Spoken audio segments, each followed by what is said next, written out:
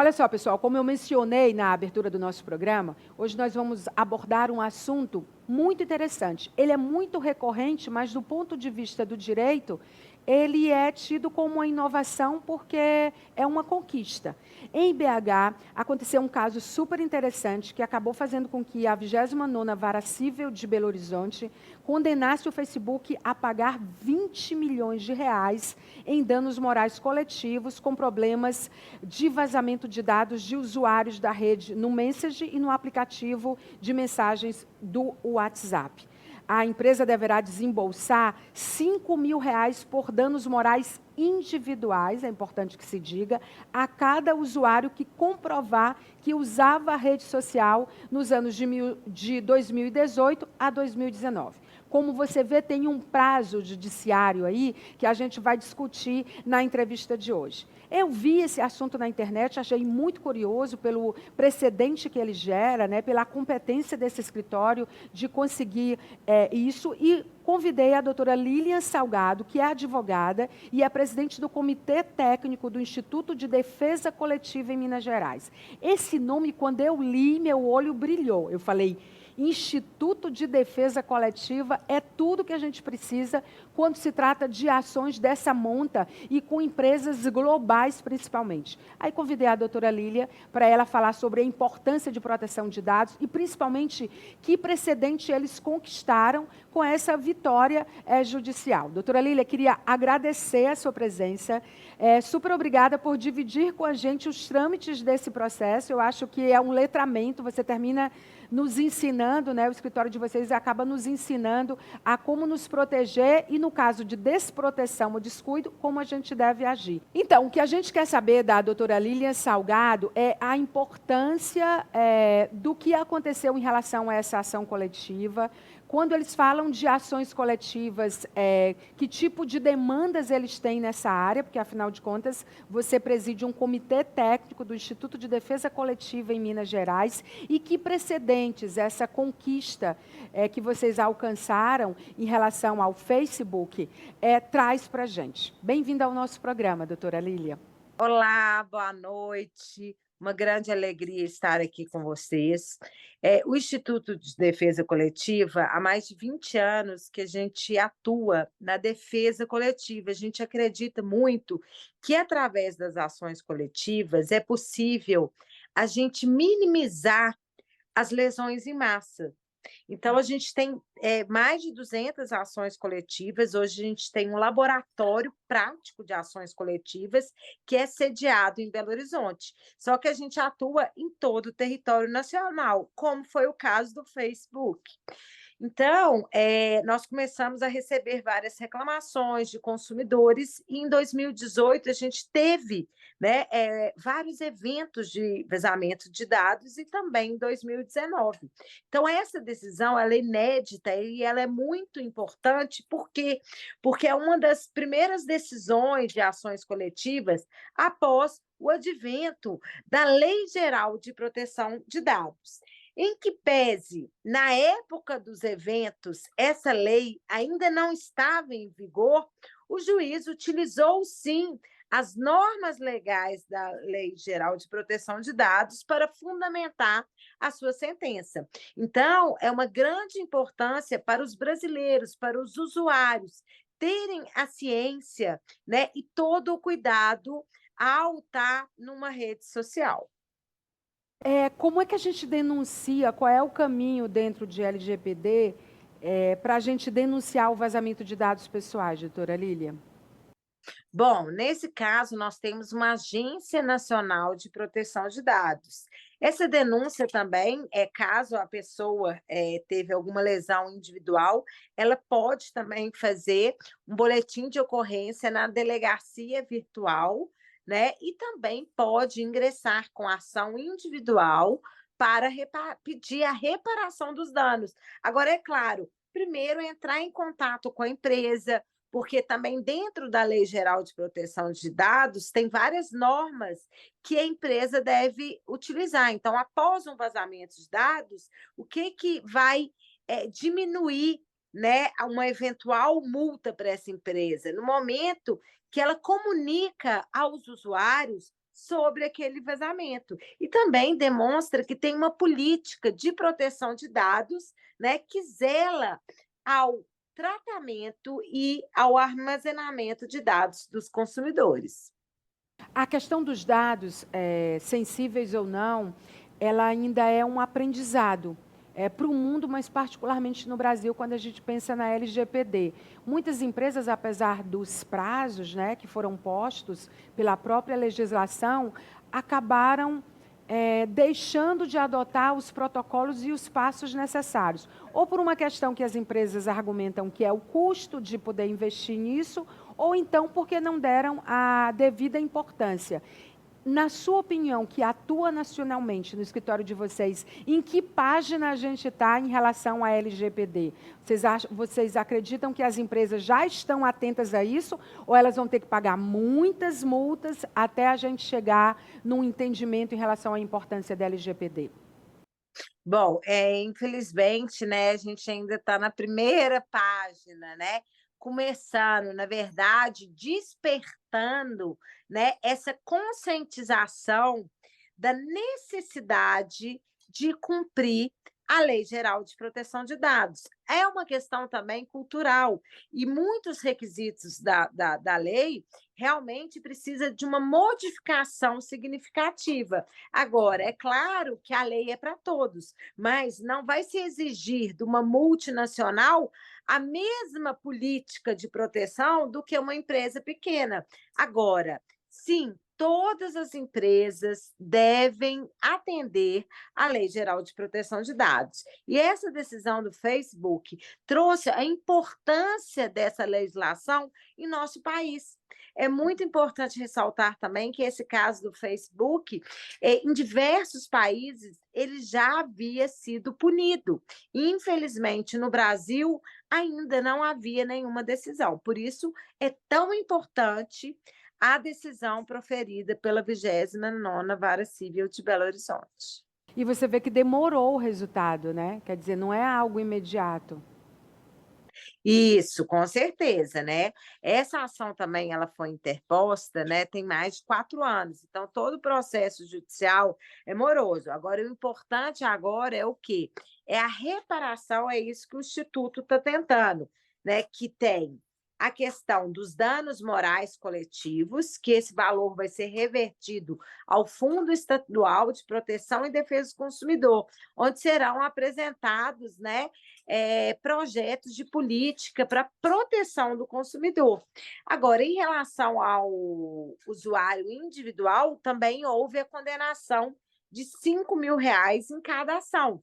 Só que aí nós temos hoje em torno de 147 milhões de usuários, né? Então, imagina, poderia trazer um problema até estrutural para o Poder Judiciário.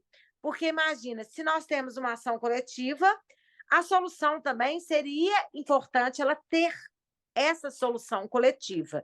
E é isso que o Instituto está tentando através do recurso próprio, que é o embargos, mostrando para o juiz que, pelo princípio da máxima efetividade da tutela coletiva, é necessário o processo ser um processo útil, trazer a efetividade para o consumidor final, mas também trazer uma economia para o Poder Judiciário.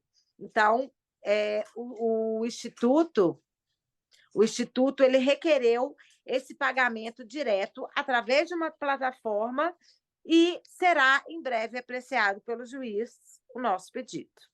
É interessante porque é um aprendizado sobre todos os aspectos, não é, doutora Lília? Por exemplo, nós brasileiros, a gente fala dos brasileiros porque é o exemplo que a gente conhece. A gente judicializa muito, né, tudo. Tanto que as intermediações jurídicas, elas são muito bem-vindas, né, para poder evitar o custo de judicializar tudo. Nesse caso, particularmente, não se trata de judicializar, mas estabelecer um parâmetro de fazer valer no Brasil, mesmo para uma empresa global, o que é uma lei para o Brasil, que é a LGPD. E aí eu fico ouvindo você falar e vendo a importância de um instituto como esse, que foi o que me chamou mais atenção, que é de defesa coletiva. Você acredita que o brasileiro já que vocês atuam nacionalmente, eles já têm essa consciência da potência do coletivo, não só do judicializar, como a gente é culturalmente conhecido, mas da potência de unir forças coletivamente? Quais são as principais demandas que vocês recebem hoje? Então, infelizmente, a gente também, em que pese, né, a lei da ação civil pública ter mais de 30 anos, temos também o Código de Defesa do Consumidor. Infelizmente, é, assim, se olhar o passado, é claro que a gente evoluiu, né? Principalmente nos tribunais superiores, no STF, no STJ, foi enfrentado os grandes temas do processo coletivo, como legitimidade, como abrangência nacional, que foi o tema 1075 do Supremo Tribunal Federal, mas infelizmente o brasileiro ainda não tem esse pensamento coletivo. É uma questão cultural, né? Porque nós, seres humanos, nós somos individualistas, né? Não é assim? Egocêntricos.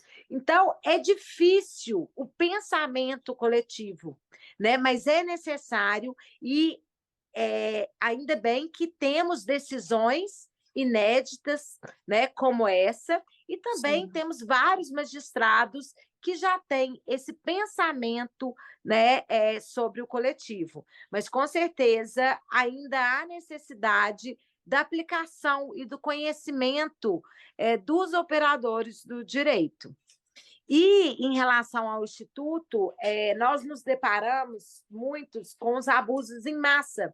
Infelizmente, esses abusos, muitas vezes, eles atingem um nicho de consumidores que são hipervulneráveis. Então, as principais ações do Instituto é na defesa desse hipervulnerável, como o caso do idoso. Então, a gente tem assim centenas de ações coletivas contra bancos que a gente protege o consumidor desses golpes de crédito consignado, depósito sem autorização.